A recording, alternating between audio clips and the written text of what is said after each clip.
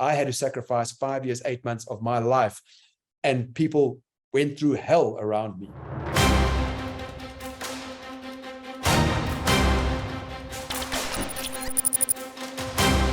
My name is ستيفن مكجاون.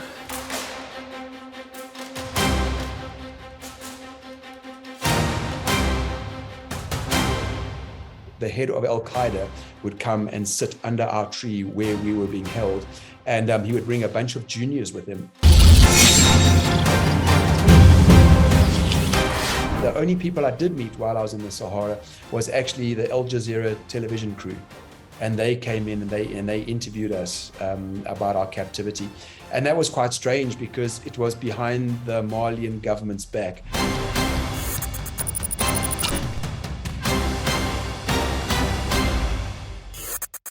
من حلم في ركوب الدراجات النارية عبر أفريقيا أراد تحقيقه إلى أطول رحلة أسر في حياته. أواخر نوفمبر العام 2011 اتخذت حياة ستيفن مكجاون منعطفاً مأساوياً، فما بدأه كرحلة على الدراجة النارية من لندن إلى جوهانسبرغ أصبح أطول كابوس عاشه في حياته. 6 سنوات مع القاعدة.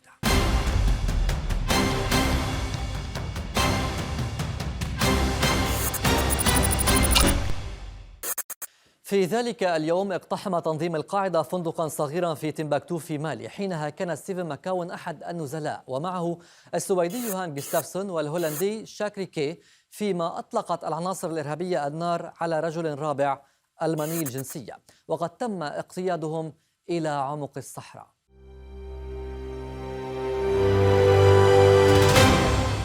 On the day that I was kidnapped, obviously the three of us were kidnapped. The day prior to me being kidnapped, there were 2 French hostages who were kidnapped. So it seemed as though, you know, my kidnapping really was just, it wasn't. They didn't target me specifically. It just seemed that I was in the wrong place at the wrong time because Al-Qaeda, they had an agenda in that specific period to go and collect some hostages. لم يعرف أي منهم ما إذا كانوا سيبقون على قيد الحياة أم لا. ربما كان ستيفن يعتبر الحلقة الأضعف بين الأسرى، فهو جنوب أفريقي ويمتلك أيضا الجنسية البريطانية، بمعنى أنه كان ورقة مساومة للحصول على مبالغ مالية طائلة كفدية.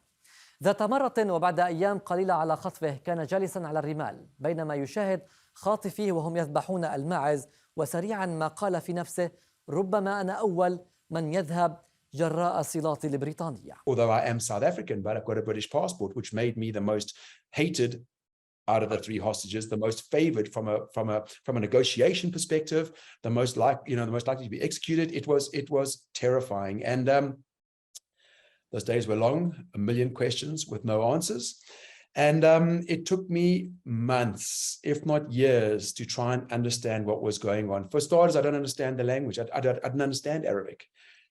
Right down to the simple things. I don't understand the clothing within the Arabs, within the Sahara, you know, the way they dress. I didn't understand the food. I didn't understand the accommodation, which was just sleeping under a tree or under a bush. I've never had to do this before. There was just absolutely everything was new. Everything was changed.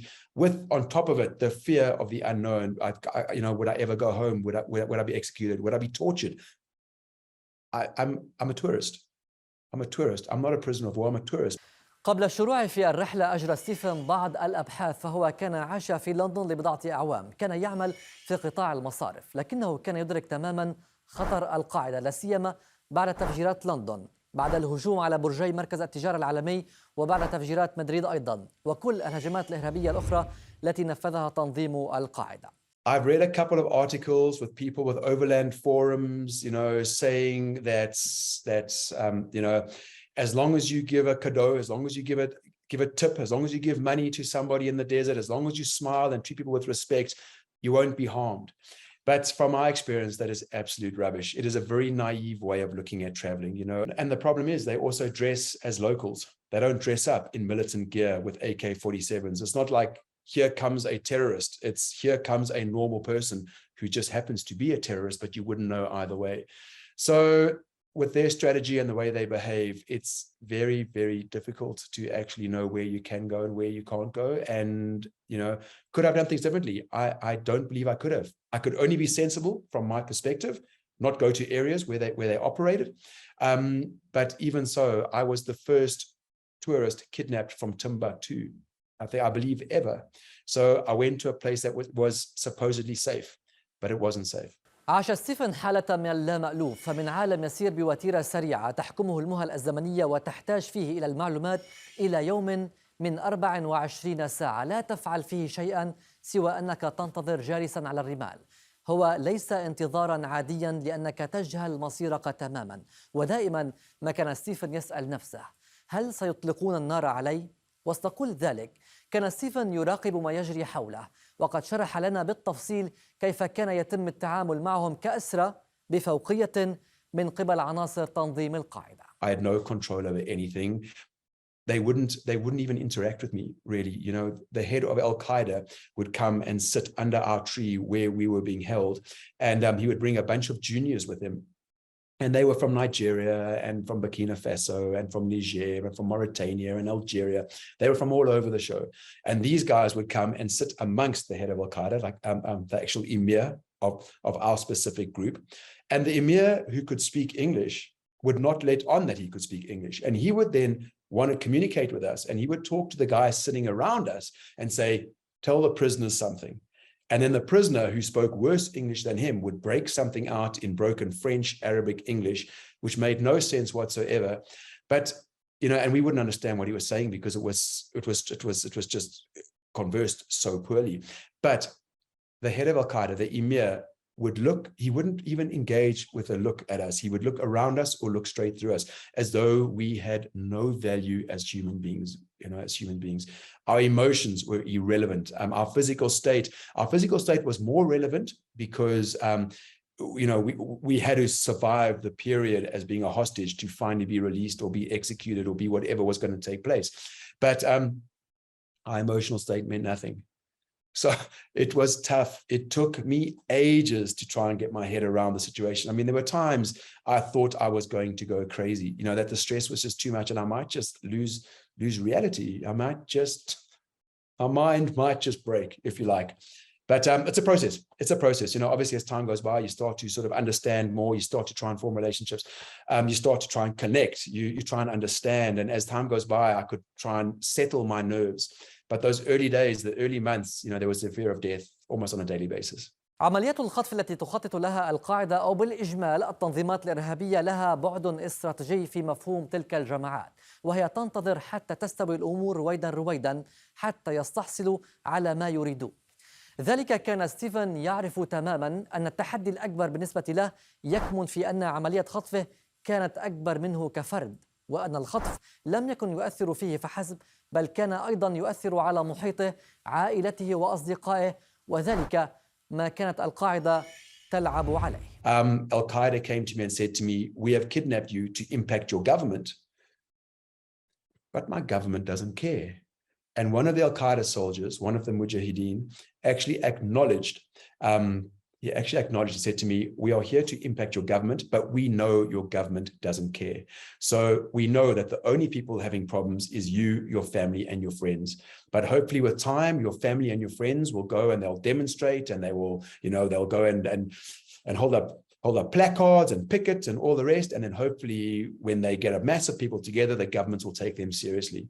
So for me, the biggest challenge in the beginning was the not knowing and the lack of information. And, you know, would I ever go home and what were my family going through? Because like I say, the situation was bigger than me. It impacted my family, but I never got to talk to my family.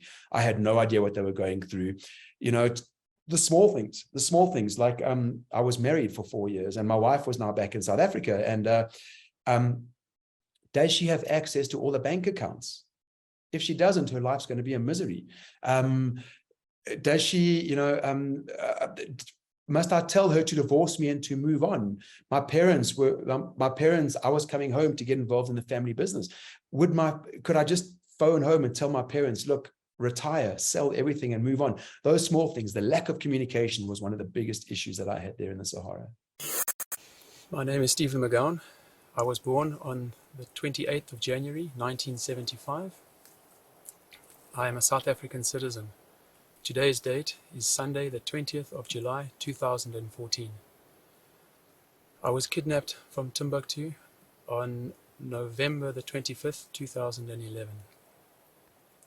A message for Kath and my family. I love you all and I miss you all. I'm okay. I hope everything is well back home and things have returned to relative normality. I hope I see you soon. Early days, I would say Al-Qaeda sometimes would say to us, you must make a proof of life and you must plead, you must make a proof of life, but you must plead for your life. Tell the government you are going to be executed unless they meet the demands. Then Al-Qaeda would tell us, but we're not going to execute you. This is purely for the actual proof of life video that they'll take you seriously. But I'm a prisoner. I don't know. I mean, I'm handcuffed. I don't know if they are joking or if they are being serious. Are they trying to settle my nerves by saying, look, we're not going to execute you, but just tell the government we're going to execute you? Or are they going to execute me? You know, are they saying we're not going to execute you just to keep me quiet and relatively happy so I don't make problems for them?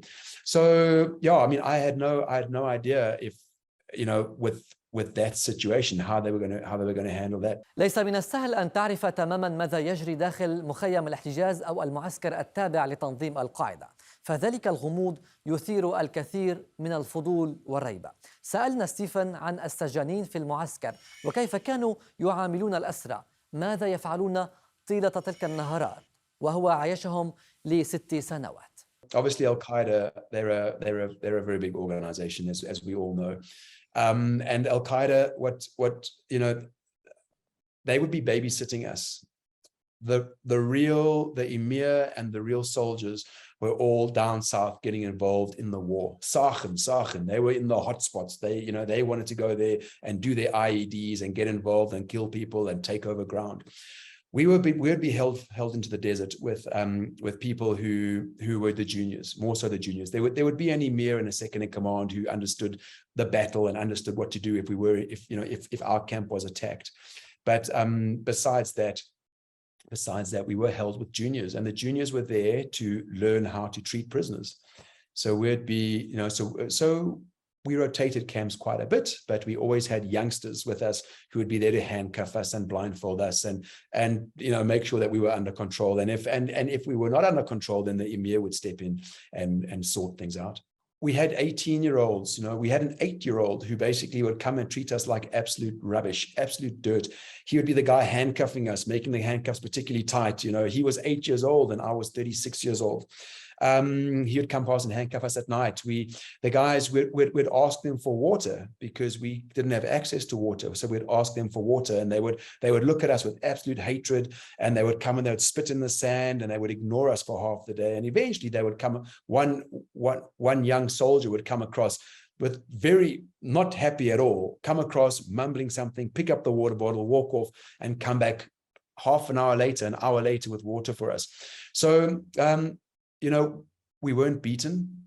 It was most of the anxiety was not knowing, and the way Al-Qaeda looked at us and spoke to us, and you know, threatened us, you know, to be executed within the proof of life videos.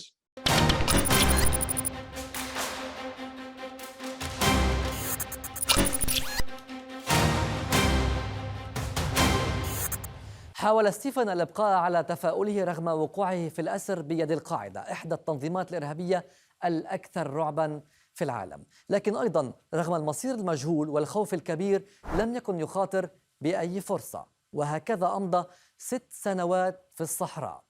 سألنا ستيفن لماذا لم تحاول الهروب من المعسكر وما الذي كان يمنعك من ذلك؟ يجيب هنا بأنه فكر بواقعية، فأنت موجود في الصحراء، لا يمكنك أن تعرف بأي اتجاه تذهب، يمكن فقط أن تسير من دون أن ترى أحدا، ويمكن أن تموت أيضا. I didn't attempt to escape. Johan, the Swedish national, he attempted to escape, but they brought him back within the day. They found him there in the desert. We had a couple of ideas, a couple of thoughts of trying to escape, but my big concerns was, for one, I was being held 500 kilometers into the Sahara. I was in the middle of nowhere. There is no ways you can walk 500 kilometers through nothing, through sand, with a small bottle of water. It's impossible. I mean, I think I saw that, you know, I was realistic. If there was an opportunity where we were further south and we were closer to civilization and you have to walk 50 kilometers, well, that's an option. But to walk 500 kilometers is impossible. Al-Qaeda would literally let you walk, They would sit around, they would drink their tea, and probably a day later, they would say, okay, let's go fetch the prisoner. And they would get up and they would follow the footsteps because you're walking through a desert. If you weren't hit by a thunderstorm or if you weren't hit by a big sandstorm, there'd be footsteps, and they would find you 20, 30, 40, 50 kilometers away, lying in the sand, hoping you're found before you die of thirst.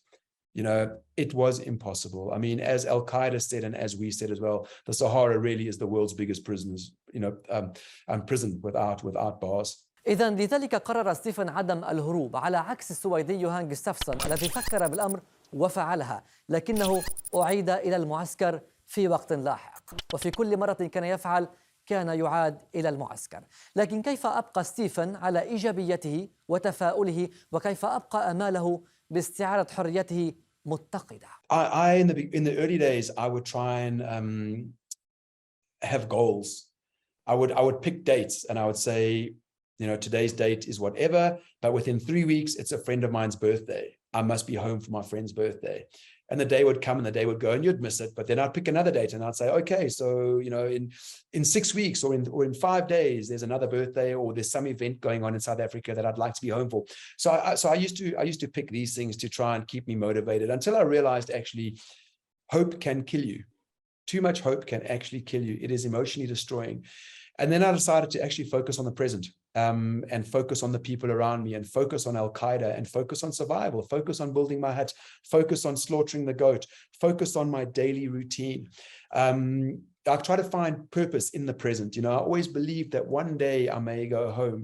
You know, one day I should go home. Surely Al-Qaeda at some stage will get so bored and sick to death of me that they just send me home if I'm not negotiated out. But, you know, but how that happens or when it happens, I don't know, but it will happen at some stage. So I would focus on today until that moment in time would come.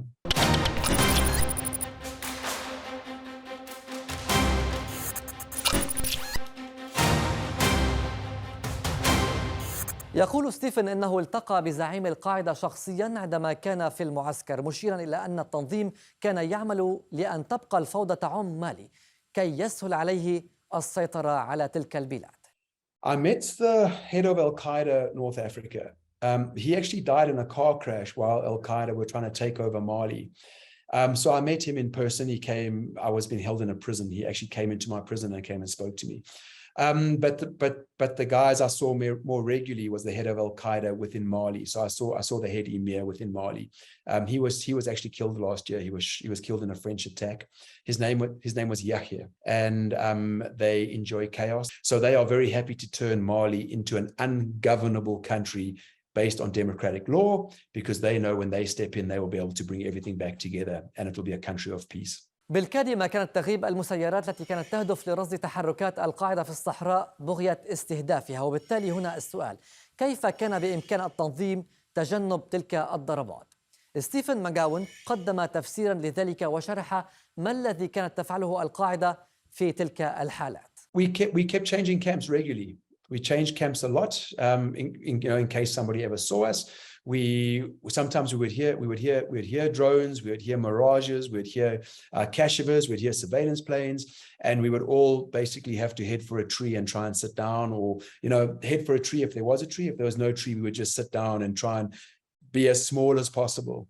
But I think what we realized was that a lot of those drones and a lot of those surveillance planes don't actually see all that much. We spend more time running away from them, but we never got seen. Not once did we get seen. We had them above us so many times, but they never saw us. في تلك الحالة هل كان يتم استعمال الأسرى كدروع بشرية لتجنب الضربات من قبل الطائرات المسيرة أو الطائرات من دون طيار؟ في ذلك الإطار يقول ستيفن إنهم كانوا يقولون لهم لا. لذلك كشف عن التهديد الذي كانت القاعدة توجهه للأسرى في حال أي تصرف خاطئ أو في حال اتخذ الأسرى أي خطوة غير محسوبة من قبلهم. They would say no. They would say we were not a human shield. What they would say is that if a military walked in to our camp to basically invade our camp, it would all depend on us. If we ran towards the military that was approaching, they would shoot us. But if we just went and sat on the side and watched the fight take place, keep your head down because there are going to be bullets flying everywhere. If we just go sideways and sit down, then nobody will kill us in theory. But if we go towards the French military or towards the Malian military, then Al-Qaeda will kill us.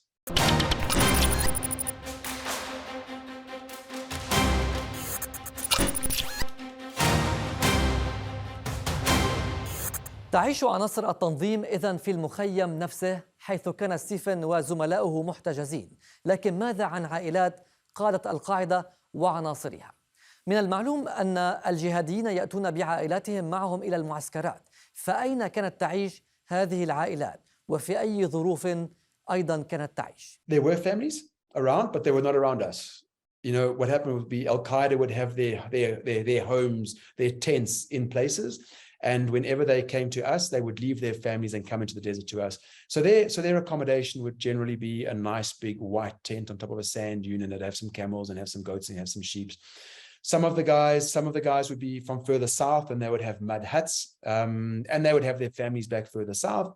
What I did see was a lot of Al-Qaeda actually in Mali were families, a bunch of brothers and fathers and sons.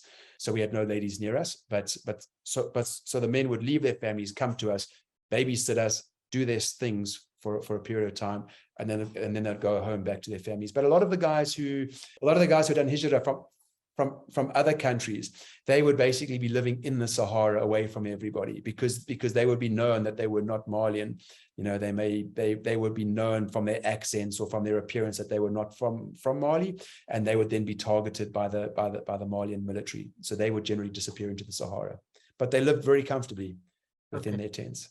من القصص التي سمعها ستيفن أثناء وجوده في معسكر الاعتقال أن عائلات الجهاديين تعاني أيضا جراء التحاق الأبناء بالقاعدة وبتنظيمات إرهابية أخرى، مشيرا إلى أنهم يتخلون عن عائلاتهم ويتوجهون إلى الصحراء من أجل الجهاد، وربما بعد أشهر عديدة يفكرون بالاتصال بذويهم لإبلاغهم بأنهم موجودون في الصحراء من أجل القتال. They wouldn't go and ask their parents for permission. They would just abandon their family, go to the Sahara, get involved in jihad. And maybe 6 months later, they would then be in an area where they could make a phone call, and they would then phone home and tell their families where they were. Their families would have no idea that where have they gone? Their family would have no idea if they were killed or if they were kidnapped or if, you know, they just vanished. And for 6 months, they would have no idea. And then eventually one of the soldiers would phone home, whichever country it was to, and speak to his wife and speak to his child and say, hi, I'm actually in jihad in Mali. انفصل ستيفن وزملاؤه الأسرى عن العالم الخارجي تماما، وكل ما كان يطلب منهم هو تصوير فيديو للقول إنهم ما زالوا على قيد الحياة. لم يكن هناك أي نوع من التواصل مع عائلاتهم حتى، فلم يكن مسموحا لهم التواصل مع أحد. سألنا ستيفن عما إذا كان التقى ممثلي حكومات أو منظمات دولية أو جمعيات تعمل على تأمين الإفراج عنهم كأسرى، فرد بالتالي. We heard stories that there may be various groups within the Sahara. They've actually arrived in the Sahara, but they're being held at a camp nearby. But we never got to meet them. The only people I did meet while I was in the Sahara was actually the Al Jazeera television crew. And they came in and they interviewed us about our captivity. And that was quite strange because it was behind the Malian government's back. So how they got into Mali with their crew, got up to Timbuktu and came and interviewed us, I have no idea how it took place. But I believe they had to get permission from Yahya that they would not be harmed because he invited them in. And then they were with us for half a day and recorded us. And then they disappeared.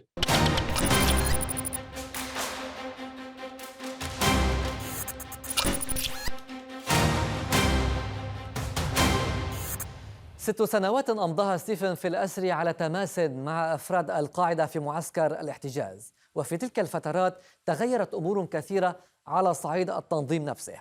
فما أبرز ما لاحظه ستيفن لناحية تغير ونمو العناصر الجدد الذين تم تجنيدهم في التنظيم؟ So yes, I mean, 6 years, obviously my kidnapping for 5 years, 8 months is an incredibly long time. And, you know, I would watch young boys grow into adults. You know, the 8-year-old was 8 years plus 6 years. He was 14 or 15 years old when I finally left the Sahara. I saw guys who were who had no beards growing with beards, but and short guys ending up far taller than me. But as time went by, many of the senior management ended up dying. They were maybe caught at roadblocks, or they were shot by an attack helicopter, or however they ended up, or just died in a battle.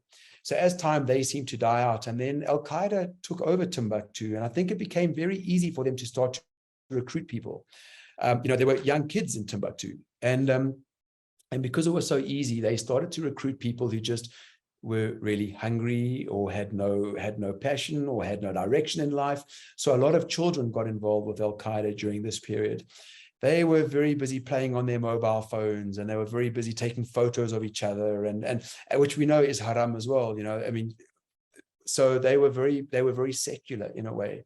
And I could see that Al-Qaeda started to get quite diluted away from their original cause, which was to implement Islamic Sharia within Mali. That obviously was always the cause of, always the cause for senior management, but the juniors were just there for a holiday, for an exciting adventure where they could tell their friends about going to foreign countries, shooting Kalashnikovs, learning how to drive 4x4 vehicles. يقول ستيفن أن عناصر القاعدة الصغار ربما تأثروا بتنظيم داعش باعتباره أن جيل القاعدة الجديد فقد الارتباط بالأيديولوجيا وأصبح ماديا يبحث عن السلطة والنهب والمجد. فكيف حدث ذلك؟ The curse of the mobile phone. I'm not sure. How did this happen? Maybe it's the curse of the mobile phone. I think also, they were quite inspired by ISIS as well. And they enjoyed the fact that ISIS was playing very exciting music within their videos, and that ISIS, was running around within the cities of, within Syria and Iraq. So it was a much more exciting kind of jihad, where there were people around and there was videos and music. And I think, being young and influenced, the new recruits for Al-Qaeda, they were not so interested in the fact that music was haram. They quite enjoyed it because it added more passion towards the movies that ISIS were making. خلال عملية الأسر تم استهداف وقتل عدد لا يحصى من كبار قادة القاعدة، وقد شهد التنظيم نفسه تمزقا كبيرا لا سيما بين القاعدة المركزية والفروع. في ذلك الصدد سألنا ستيفن عن رد فعل القاعدة في المعسكر عند سماع تلك الأخبار، وكيف كانت تتأثر العناصر أيضا. Yeah, that changed with time. I mean, obviously when any of the Al-Qaeda soldiers died, it was Jannah inshallah, heaven, God willing, and so there would be a sense of celebration, for some of these guys passing away. There was a sense of celebration, but they also realized that the more soldiers, senior emirs that died, it was obviously a big impact on their cause.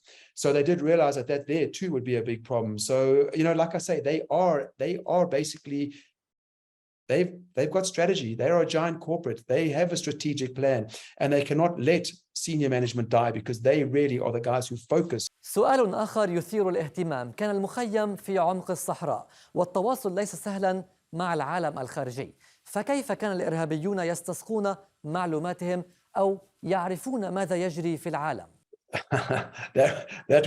That's a very strategic question. Look, we had a radio, we had a shortwave radio, so they would listen to the news. They would be able to look at the internet, things like that. So they probably got a lot of information. As far as communication within Al-Qaeda, I don't know how they were talking to Sheikh Ayman in Afghanistan and things like that. I'm not sure, So however the information sort of fed down to our individual cells, I'm not sure. But a lot of the general news came from the radio, the shortwave radio that everybody can buy in a shop. Whenever they heard this, whenever they heard on the radio ISIS were getting stronger or taking over towns and villages, within Syria and Iraq, they would celebrate. And then obviously with the fall of ISIS, you could also see that there definitely was a heavy, subdued feeling within the camp. You could feel that they were being impacted emotionally. It's like playing football or playing rugby. When you're on the winning team, you celebrate. When you're on the losing team, everybody goes quiet. It was exactly the same. You could also feel that there was a lack of energy in a camp when there was negative footage about them. I heard a lot of stories, as with when there was a break between ISIS and Al-Qaeda. with Abu Bakr Baghdadi, and things started to fall apart within Syria and Iraq. And then when there was actually, fights going on between ISIS and Al-Qaeda, what I started to hear there was that Al-Qaeda needed to try and consolidate all the individual militant groups and bring them all under the Al-Qaeda banner.